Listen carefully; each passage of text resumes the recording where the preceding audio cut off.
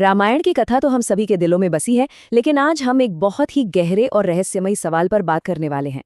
सीता माता का जन्म आखिर कैसे हुआ था? आज हम सिर्फ वो कहानी नहीं दोहराएंगे जो सब जानते हैं, बल्कि प्राचीन ग्रंथों के उन पन्नों को पलटेंगे जो इस पहेली के कुछ बेहद चौंकाने वाले जवाब देते हैं। तो चलिए, बिना किसी देरी के इस विश्लेषण की शुरुआत करते हैं। आमतौर पर हम यही मानते हैं कि माता सीता मिथिला नरेश राजा जनक की पुत्री थीं। बात बिल्कुल सही है, लेकिन कुछ प्राचीन ग्रंथों में एक ऐसा रहस्य छिपा है जो सीधे तौर पर चौंका देता है।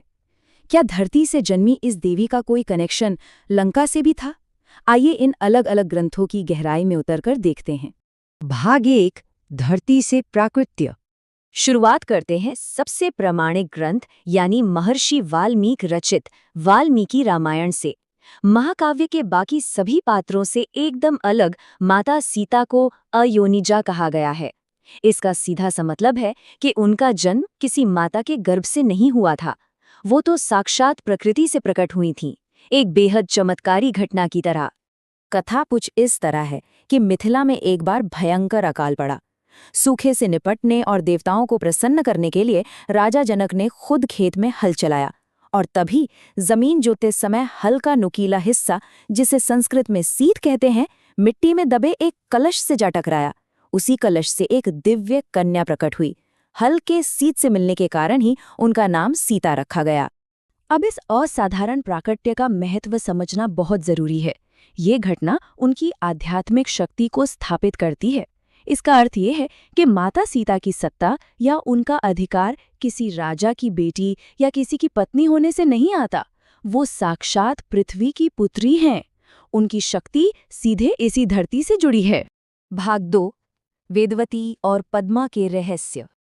अब अगर हम कहानी की परतों को थोड़ा और हटाएं तो आनंद रामायण और कुछ अन्य पुराणों से उनके पिछले जन्मों के बड़े ही अद्भुत वृतांत सामने आते हैं। ये ग्रंथ बताते हैं कि कैसे उनका सार एक जन्म से दूसरे जन्म तक यात्रा करता है। सबसे पहले राजा पद्माक्ष की पुत्री पद्मा के रूप में, जहां उन्होंने रावण से बचने के लिए अग्नि में प्रवेश किया था, और फिर तपस्विनी वेदवती के रूप में, जहां हर बार उन्होंने रावण के अत्याचारों के खिलाफ अपनी स्वतंत्रता की रक्षा की।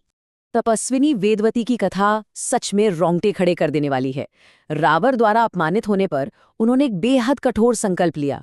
उन्होंने योगाग्नि में आत्मदाह कर लिया और ये अटल प्रण लिया कि वो वापस लौटेंगी और सिर्फ उस राक्षस राज के विनाश का मुख्य कारण बनेंगी। असल में यही वो घटना थी जिसने ब्रह्मांडीय स्तर पर रावण के अंत की नींव रख दी थी। भाग 3, क्या सीता लंका की पुत्री थी? कर्मों और पुनर्जन्म का ये पूरा ताना बाना हमें अद्भुत रामायण के एक ऐसे मोड़ पर ले जाता है जिस पर यकीन करना थोड़ा मुश्किल लगता है। कथा कहती है कि वेदवती के आत्मदाह के बाद रावण उस राख से निकले कुछ चमत्कारी रत्नों को एक कलश में रखकर लंका ले गया। जब उसकी पत्नी मंदोदरी ने उस कलश को खोला तो उसमें से एक दिव्य कन्या निकली। विनाश की आशंका से घबराकर मंदोदरी ने उस कलश को चुपचाप ले जाकर मिथिला की भूमि में गड़वा दिया। अद्भुत रामायण के इसी विशिष्ट वृत्तांत के कारण कई बार तकनीकी रूप से सीता माता को रावण की पुत्री भी मान लिया जाता है। सोचिए जरा, विनाश की भविष्यवाणी से डरकर उस कन्या को दूर मिथिला में दफना दिया गया। लेकिन विडंबना देखिए, यही वो कदम था जिसने आगे चलकर राजा जनक के हल से उनके प्रकट होने की बिल्कुल सटीक परिस्थितियां तैयार कर दीं। अब इन अलग अलग कहानियों को देखकर हमें ये नहीं सोचना है कि इनमें से कौन सी सही है और कौन सी गलत। इसके बजाय इन्हें कर्म और नियति के एक विशाल और जटिल आध्यात्मिक ताने बाने के रूप में देखा जाना चाहिए। हर ग्रंथ माता सीता के जन्म को एक अलग नजरिए से पेश करता है, लेकिन उन सभी का सार और उनका गहरा अर्थ एक ही दिशा में इशारा करता है। भाग 4, ब्रह्मांडीय पृथ्वी देवी। इन दिलचस्प पौराणिक कथाओं से थोड़ा आगे बढ़कर जब हम आधुनिक विद्वानों के शोध को देखते हैं तो माता सीता की पहचान एक पूरी तरह से ब्रह्मांडीय स्तर पर पहुंच जाती है। अकादमिक शोध यह स्पष्ट करते हैं कि धरती से उनका ये उद्गम उन्हें एक ऐसा स्वप्रमाणित अधिकार देता है जिसे किसी भी बाहरी या समाज की स्वीकृति की कोई जरूरत नहीं है। अग्नि परीक्षा के समय भी उनका स्वभाव बिल्कुल इस पृथ्वी के समान ही अडिग और अजेय माना गया है। हमारे वेद और पुराण उन्हें केवल एक मानव राजकुमारी तक सीमित नहीं रखते, जैसे अथर्ववेद का भूमि सूक्त और ब्रह्म वैवर्त पुराण।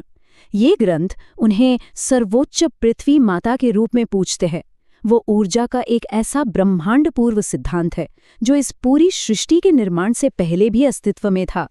देवी भागवत पुराण तो बड़े ही रहस्यमय ढंग से उन्हें ब्रह्मांडीय नाभि यानी मणिपुर चक्र से जोड़ता है। ये उन्हें अपार स्वायत्त शक्ति के स्रोत के रूप में स्थापित करता है। सीधे शब्दों में कहें तो वो मूलभूत आध्यात्मिक सिद्धांत हैं जो इस पूरे ब्रह्मांड को धारण करता है और इसका पोषण करता है। अब जरा वाल्मीकि रामायण के उत्तरकांड में उनके अंतिम कृत्य को याद कीजिए।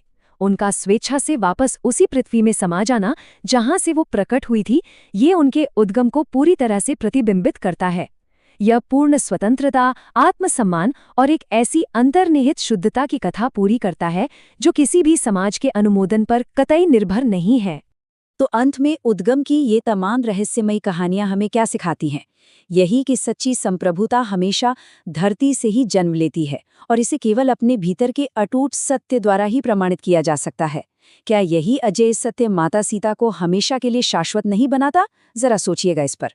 इसी विचार के साथ हम आज के इस विश्लेषण को यहीं विराम देते हैं।